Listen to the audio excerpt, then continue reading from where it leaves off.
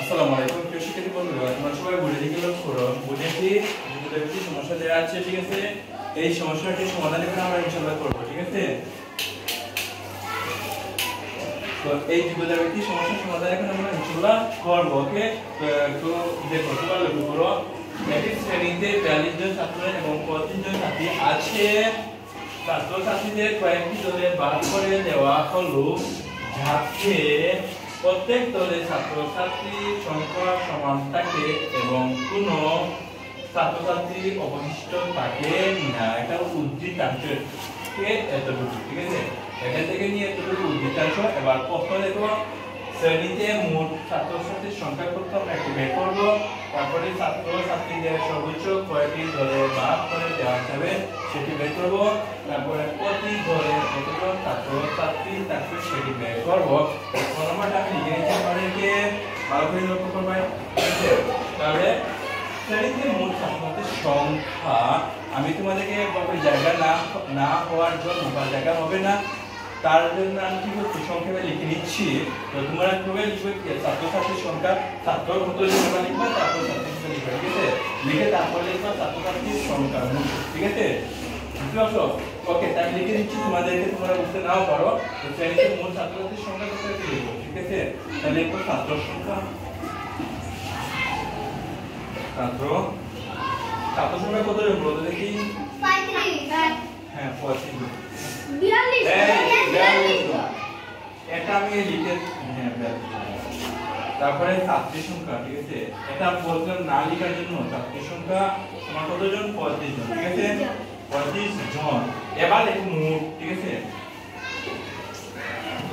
হ্যাঁ, মোট ছাত্র ছাত্রী সমান, ওকে? তাহলে 42 যোগ 25 কত হলো?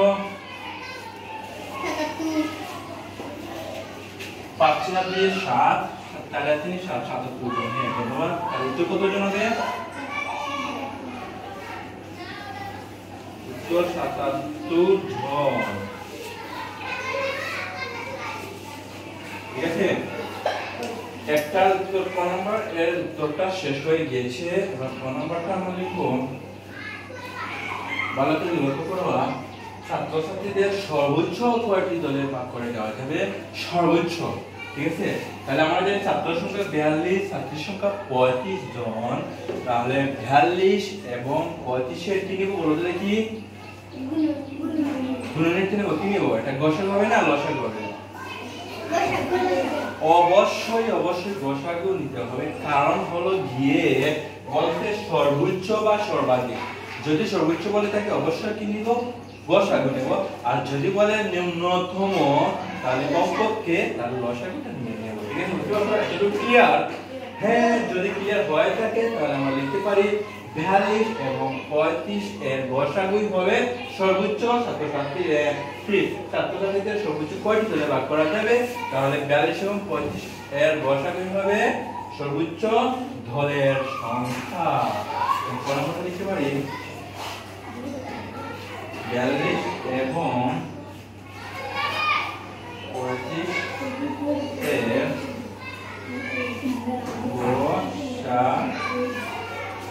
কি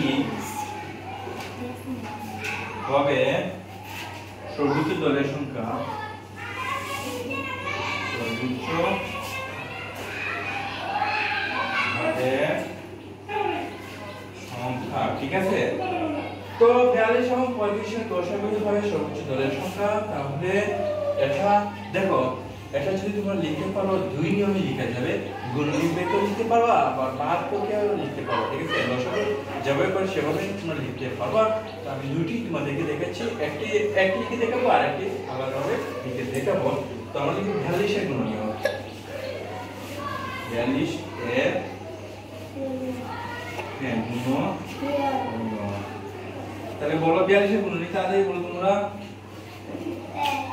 1, হ্যাঁ, তারপরে 2, তারপরে 3, তারপরে 4, কত? 6 হবে। হ্যাঁ, ধন্যবাদ। তারপরে 7, তারপরে 14, থ্যাংক ইউ। তারপরে 21, বাহ, ধন্যবাদ তোমাদেরকে। 21 তারপরে 42 হয়ে যাবে, ঠিক আছে? তাহলে 42 হয়ে যাবে। ধন্যবাদ, অনেক ভালো লাগলো যে তোমরা বলে দেওয়ার জন্য। হ্যাঁ না, এটা কি করে ওকে। তাহলে এবার কি লিখো? 35 এর এই আমি তো লেখা বুঝা যাচ্ছে, আমি একটু স্পিডে লিখে দিচ্ছি, ঠিক আছে? 35 এর গুণনীয়ক কি হবে বলো তো? এক হবে, তারপরে 5, হ্যাঁ ধন্যবাদ, 5, তারপরে 7, তারপরে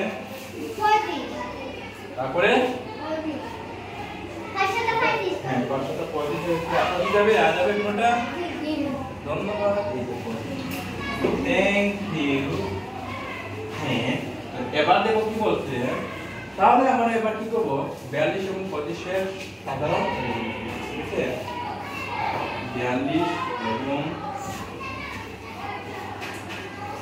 25 এর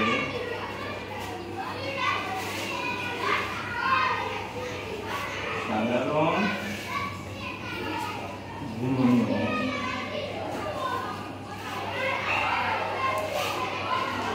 হ্যাঁ 25 এর সাধারণ গুণনীয়ক কত হবে বলো কি?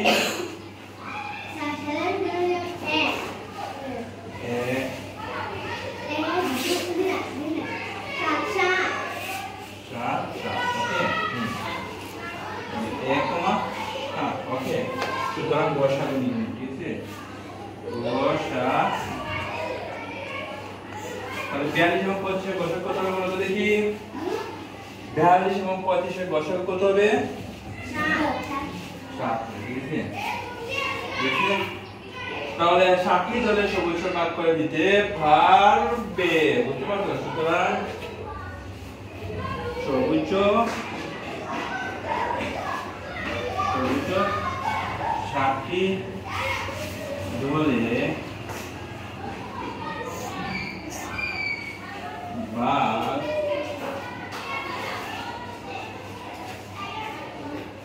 করে, কি সবুজ 7টি দলে ভাগ করে দেওয়া যাবে। হ্যাঁ, ভাগ করে দেওয়া যাবে। ওকে, একটু শেষ হয়ে গিয়েছে, বুঝতে পারছো? সবুজ 7টি দলে এমনভাবে ভাগ করে দিতে পারবে। এবার আমি তোমাদেরকে বলছিলাম না যে এটা এভাবে গুণনীয়ক না লিখে তোমরা এভাবে অন্যরকম বের করতে পারবা? কিভাবে বের করতে পারবা? দেখতে পারবা, দেখবা, ঠিক আছে? আমি পরবর্তীতে দেখাই, তোমাদেরকে গ নম্বরটা লিখে নিচ্ছি। এটা গ নম্বরটা এখানে লিখে নিব। হ্যাঁ, গ নম্বরটা এখানে দেখা হয়ে যাবে, দেখা যাচ্ছে? হ্যাঁ, গ নম্বরটা দেখো। তাহলে কি বলছে? প্রতি দলে কতজন ছাত্রছাত্রী থাকবে? তাহলে ছাত্রী সংখ্যা লিখব। প্রতি দলে ছাত্র সংখ্যা, তাহলে বলো তো দেখি প্রতি দলে ছাত্র সংখ্যা কতজন হবে? বলতে পারবা? প্রতি দলে ছাত্র সংখ্যা কতজন বলতে পারবা? হ্যাঁ, ছাত্র সংখ্যা যেহেতু 42, তারপরে যেহেতু প্রতি সর্বোচ্চ 60টি দলে ভাগ করা যাবে, তাহলে 7 দিয়ে কি করতে হবে? ভাগ করতে হবে। ভাগ 7, তাহলে সমান কত হলো? 6 × 42, ঠিক আছে? 6। তাহলে প্রতি দলে ছাত্র সংখ্যা কতজন? 6 জন। তাহলে উত্তর 6 জন হবে। এবার এবং প্রতি দলে ছাত্রী সংখ্যা,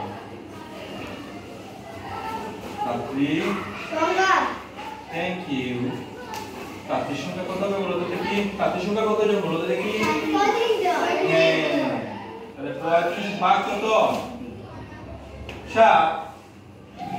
তাহলে সর্বোচ্চ 60 দলে ভাগ করে দেওয়া যাবে, তাহলে কত হবে? 5 × 7 = 25, 5। ওকে, 5 জন। তাহলে উত্তর শেষ। ছাত্রছাত্রীর সংখ্যা, প্রতি দলে ছাত্রছাত্রীর সংখ্যা 5 এবং 7 জন।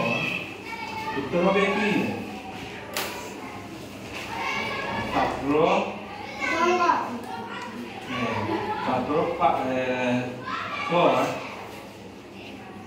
এবং ছাত্রী 5, ঠিক আছে?